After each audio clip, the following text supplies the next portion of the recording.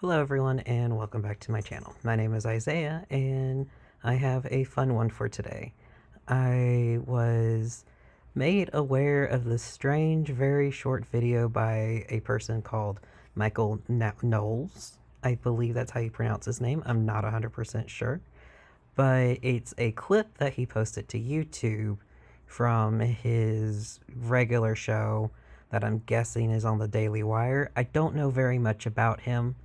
I just know he is right wing, and Shinigami Eyes shows him as a transphobe. So, without much further ado, let's get into this video titled LOL Viral TikTok Finally Explains Non-Asexual and Aromantic. Alright. I bring up TikTok videos somewhat frequently. Only the ones that kind of go viral and make their way around the internet. I'm not on TikTok myself. I feel that Xi Jinping has enough of my information, but I do catch it on Twitter or YouTube sometimes. So there was a video of a young person describing the difference between, I want to get this right, between aromanticism and asexuality. These are now two sexual identities. Alright, gonna stop you there, bud. First off, no, it's literally in the name. Aromanticism is a romantic orientation. Asexuality is a sexual orientation. But maybe you're just being dumb. Let's keep going. And so one is aromantic, you're not romantic, and the other is asexual. Here's the difference. This is a reminder that non-asexual aromantic and allosexual aromantic are not always interchangeable. Non-asexual aromantic includes identities such as my own. I'm not asexual, but I'm not allosexual either. My experience... I admit I am not in the aromantic community at all, so that confuses me a bit. But I looked this up, and apparently there are some aromantic people that don't want to use the split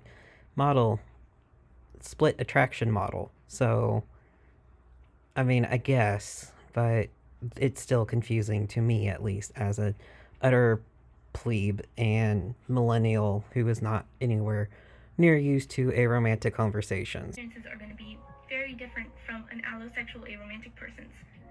I think it's just important, if you're an ally who's talking about aromantic issues, if you're talking about allosexual aromantic issues, make sure to say allosexual aromantic. There's nothing wrong with that term. I agree. I don't think there's anything wrong with that term. I think that ace-aro communities get so conflated all the time that it's good to have the specificity that they/he are wanting to encourage. So, also, I looked at their pronouns. They are they/he pronouns. Saying non-asexual aromantic also includes other aromantic people who might not experience sexual attraction but still don't identify as asexual. Just something to keep in mind. I'm gonna pause. Now, I have to admit, I have watched this, but if you can guess that he's about to say a whole bunch of shit, well, you're absolutely right. I sort of wish I'd gone into this blind, but I couldn't download the clip properly, so I had to screen record it, which is why the audio isn't so great this time. That is something that if you keep it in your mind will turn to soup. I mean, maybe your mind.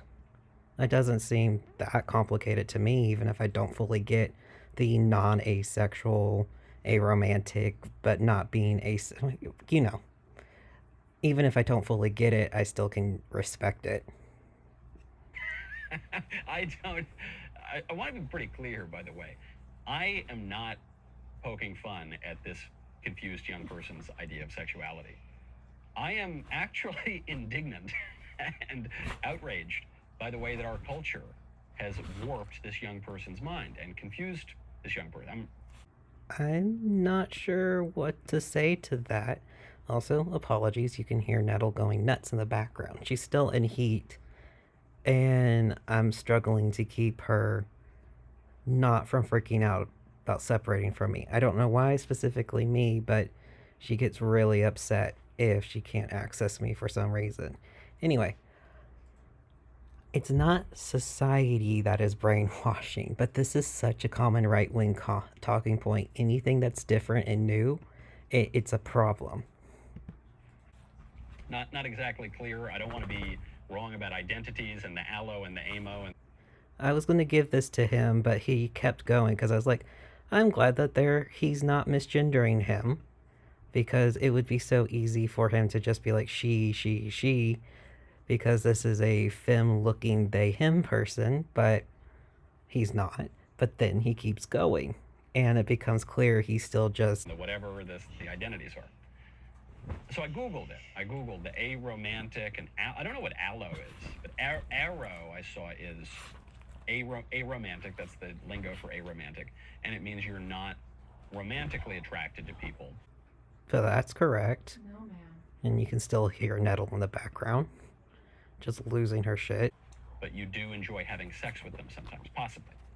And then asexual is you don't enjoy having sex with people. Incorrect. Asexual is a lack of sexual attraction, and that is it.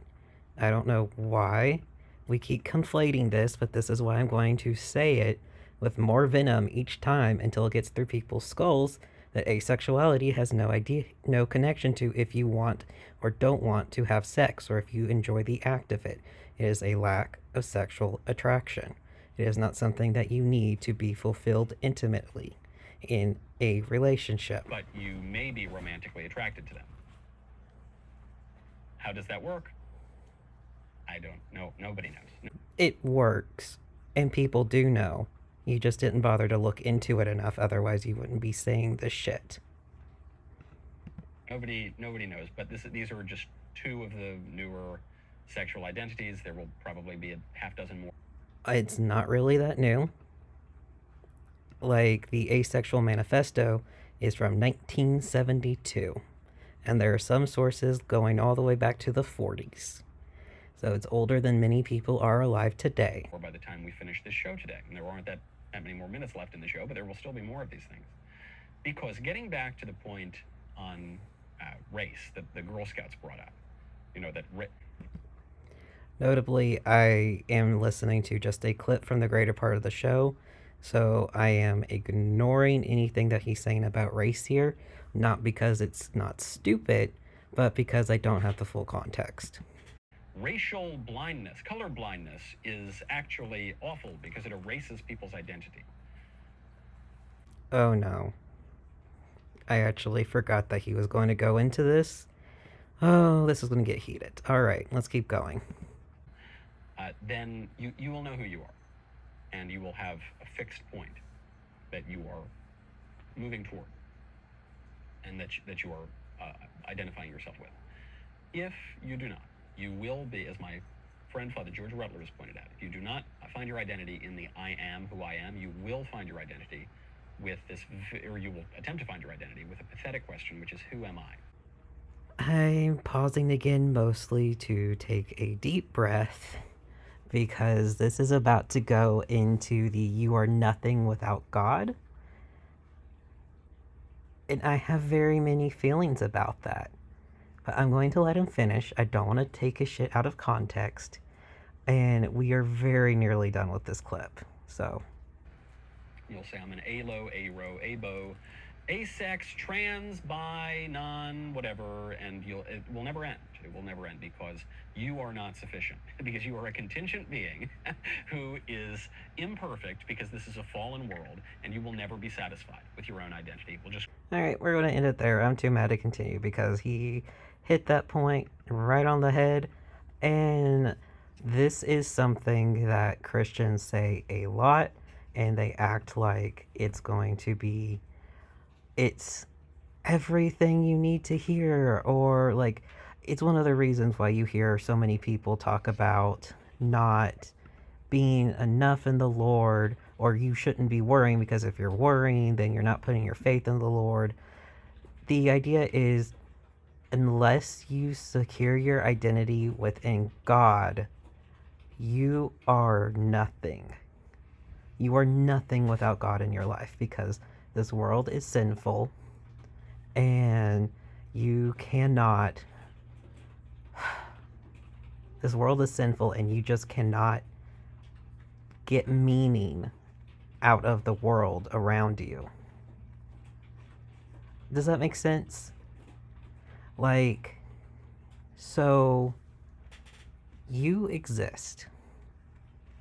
And the idea is from Christian communities that he's talking about is when humanity was born, we were ignorant of everything. God kind of just put us in here and we existed and it was good. And then sin happened, the snake and the ribs and all that shit. And now we don't have that. God had to leave us. Like, they straight up say we all deserve to go to hell. That God hates sin so much that someone, Jesus, who was perfect, had to die for it. Like, the whole point of Jesus is that he managed to fulfill all of the laws that God put down to show how perfect you had to be, how to live. That's the whole thing. God gave the Jewish people all of these laws. And it's like, if you can follow all of these laws, then you can go into heaven. But they never were good enough. So Jesus had to come down and be perfect. And then he died so that if we believe in his sacrifice, that we now can go into heaven because our sins are being forgiven because Jesus took all the sins despite being perfect. Like, the idea is he literally went down to hell for 3 days for us because all of the world's sin and torment and suffering is enough for 3 days of hell. So what does that mean about like an individual sin? But I didn't think about that when I was a Christian, and the Jewish people don't agree with it either. This is something that is very, very Christian centric. Like, the language they use around this, you pull up anything talking about not about the fact that we're not good enough, is like, our good deeds will never erase our sin. God hates sin and everyone has committed sin. Jesus took responsibility for ungrateful people and courageously died for the world's sins. And then I am nothing without Christ, and I can do nothing without him. We're not supposed to look at the world because we are children of God. We don't deserve his love, but he loves us anyway.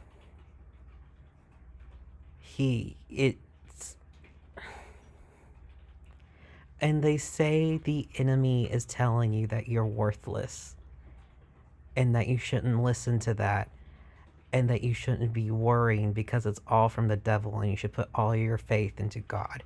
But then you're looking at this and it's like, you are nothing without Christ. You are ungrateful. You are a sinner. You deserve to burn in hell because most modern Christians believe hell is a fire pit.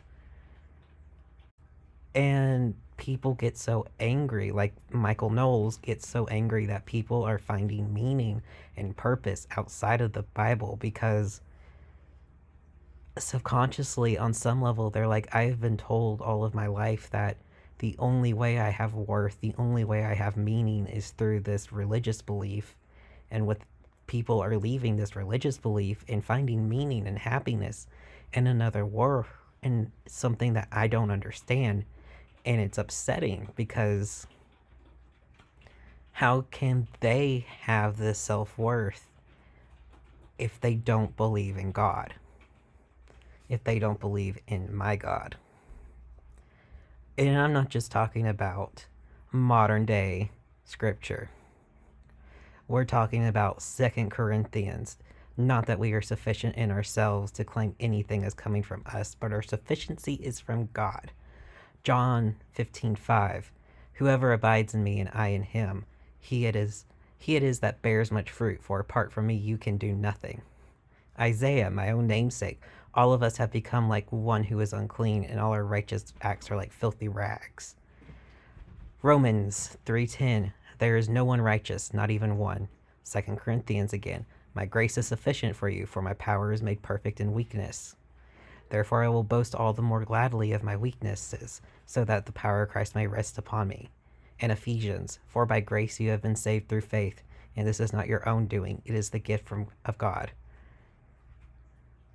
So, I hate this.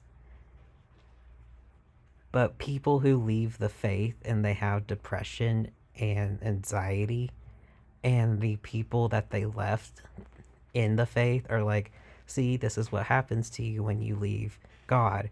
It's like, no, this is the result of the brainwashing that you've given us. But, God, it's so stupid. Asexuality, aromanticism is not that confusing. Asexuality is a lack of sexual attraction. Aromanticism is a lack of romantic attraction. This person, they are not trying to make themselves special by talking about it. They are speaking about a specific section of aromanticism that I personally don't understand as someone who has never really looked into the aro community. But it still makes sense that there are some people who just prefer to call themselves aromantic, and they don't want their lack of sexual attraction to be pushed under the rug as allosexual just because they're not using the split attraction model. But they don't want to label themselves either. So that gets confusing and hairy, and that's a conversation in its own right. But Michael, it's really not that hard. I know he will never see this, but like if he ever does and he wants to sit down and have a conversation with someone who has been on both sides, I would love to have that conversation in the future. But like I said, he's never going to see this. I mean, I'm going to be playing Minecraft footage over this. At least I hope. I accidentally wrote over my Minecraft footage from this morning by I had to make my ghost tour audition tape, and it was like, oh, you already have a movie file called Untitled, do you want to overwrite? And I was like, sure, that's probably from yesterday. Nope, that was from a couple hours ago of me putting moss down as I'm working on stuff. So that's fun. If you like the video and you liked what I was talking about, feel free to go ahead and subscribe. Otherwise, you all stay hydrated, stay healthy, and I'll talk to you all tomorrow. Bye-bye.